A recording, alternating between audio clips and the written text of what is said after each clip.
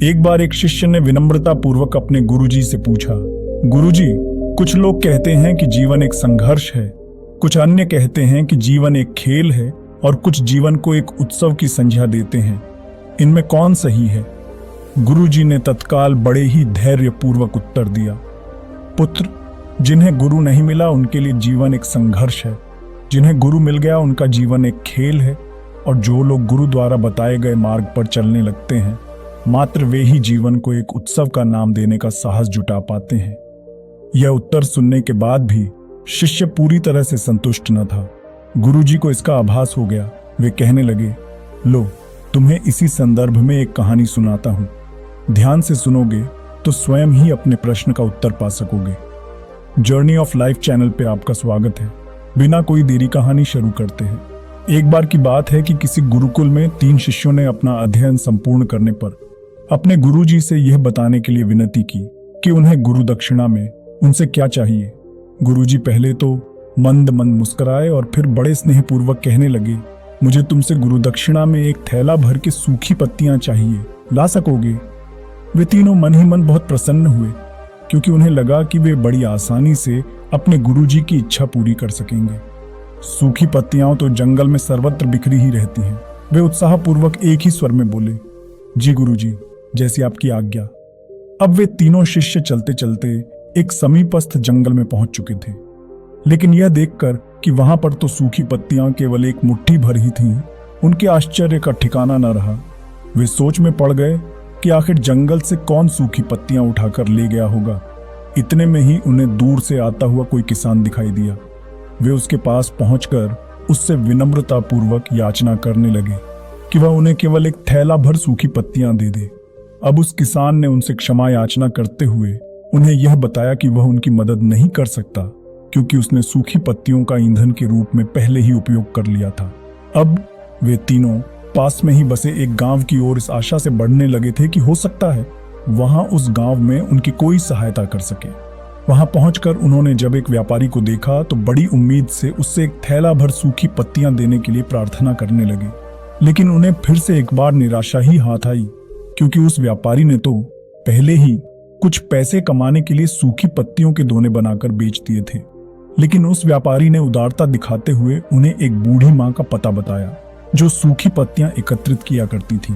पर भाग्य ने यहाँ पर भी उनका साथ नहीं दिया, क्योंकि वह बूढ़ी माँ तो उन पत्तियों को अलग अलग करके कई प्रकार की औषधियां बनाया करती थी।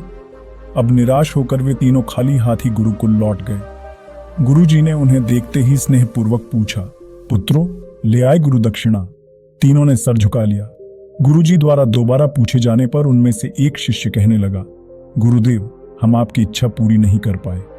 हमने सोचा था कि सूखी पत्तियां तो जंगल में सर्वत्र बिखरी ही रहती होंगी, लेकिन बड़े ही आश्चर्य की बात है कि लोग उनका भी कितनी तरह से उपयोग करते हैं। गुरुजी फिर पहले ही की तरह मुस्कुराते हुए प्रेम पूर्वक बोले, निराश क्यों होते हो? प्रसन्न हो जाओ, और यही ज्ञान कि सूखी पत्तियां भी व्यर्थ नहीं हुआ करती, बल्कि उनके भी अनेक उपयोग हुआ करते हैं, मुझे गुरु दक्षिणा के रूप में दे दो। तीनों शिष्य गुरुजी को प्रणाम करके खुशी खुशी अपने अपने घर की ओर चले गए। वह शिष्य जो गुरुजी की कहानी एकाग्रचित्त होकर सुन रहा था, अचानक बड़े उत्साह से बोला, गुरुजी, अब मुझे अच्छी तरह से झांत हो गया है कि आप क्या कहना चाहते हैं। आपका संकेत वस्तुतः इसी ओर है ना, कि जब सर्वत्र सुलभ सूखी पत्तियां भी निरर्थक या बेकार नहीं होती हैं, तो फिर हम कैसे किसी भी वस्तु या व्यक्ति को छोटा और महत्वहीन मानकर उसका तिरस्कार कर सकते हैं। चींटी से लेकर हाथी तक और सुई से लेकर तलवार तक सभी का अपना अपना महत्व होता है। गुरुजी भी तुरंत ही बोले, हाँ पुत्र, मेरे कहने का भी यही तात्पर्य है कि हम जब भी किसी से मिलें तो उसे यथायोग्य मान देने का भरसक प्रयास करें, ताकि आपस में स्नेह, सद्भावना, सहानुभूति एवं सहिष्णुता का विस्तार होता रहे और हमारा जीवन संघर्ष के बजाय उत्सव बन सके। दूसरे, यदि जीवन को एक खेल ही माना जाए तो बेहतर यही होगा कि हम निर्विक्षेप, स्वस्थ एवं शांत प्रतियोगिता में ही भाग लें और अपने निष्पादन तथा निर्माण को ऊंचाई के शिखर पर ले जाने का अथक प्रयास करें। अब शिष्य पूरी तरह से संतुष्ट था। अंततः मैं यही कहना चाहती हूँ कि यदि हम मन, वचन और कर्म, इन तीनों ही स्तरों पर इस कहानी का मूल्यांकन करें तो भी यह कहानी खरी ही उतरेगी। सबके प्रति पूर्वाग्रह से मुक्त मन वाला व्यक्ति अपने वचनों से कभी भी किसी को आहत करने का दुस्साहस नहीं करता और उसकी यही ऊर्जा उसके पुरुषार्थ के मार्ग की समस्त बाधाओं को हर लेती है।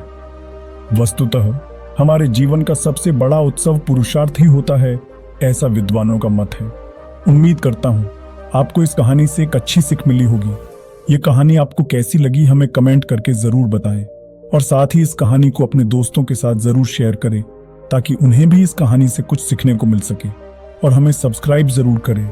तो चलिए मिलते हैं अगली कहानी में एक और नई शिक और नए मैसेज के साथ। धन्यवाद।